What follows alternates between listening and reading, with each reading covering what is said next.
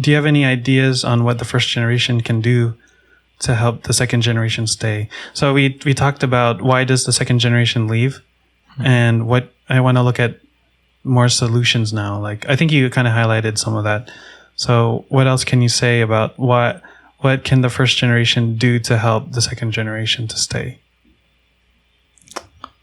I think for one is to actually have more second gen leadership.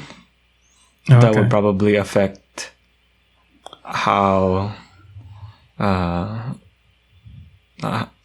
first and second generation are together at church.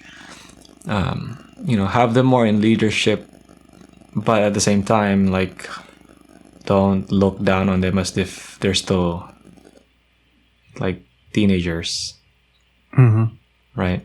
That's probably one. And have more dialogue, like open dialogue, which is probably hard. But yeah, I think just opening up that opportunity and that dialogue to be able to communicate better and talk. And every church is different. Every situation is different. But I think it has to kind of start there.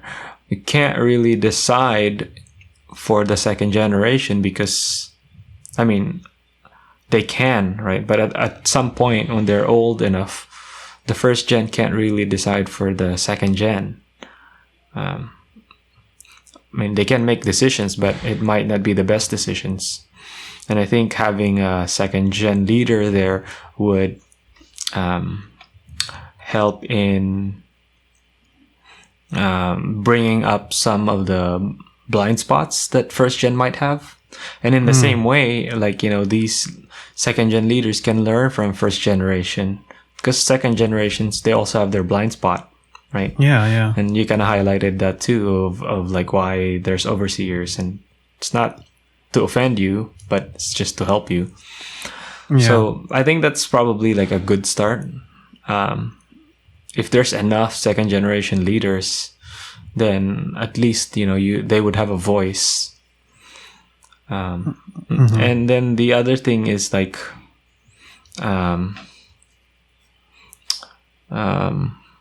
maybe like some. I would probably just start there.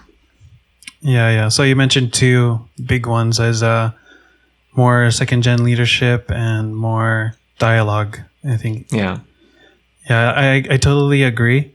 I think the first one, I can also speak from experience for that one, is I think there should be more second gen leadership, because what the tendency that happens is, at least in my case, was like they can put one second gen leader in a group, like say in Baptist churches we have committees, and if you have a committee of mainly first gen and then one second gen person there, because of the power structure, the authority, the first generation is just going to overpower the second gen's desires. Like the second gen may want to do something, like to do it one way, but then the first generation will overpower and say, "Oh, we should do it this way." And then, basically, the second gen doesn't have a voice. But if the committee was like split with second gen and first gen, then they have to reconcile that more and try to find compromise.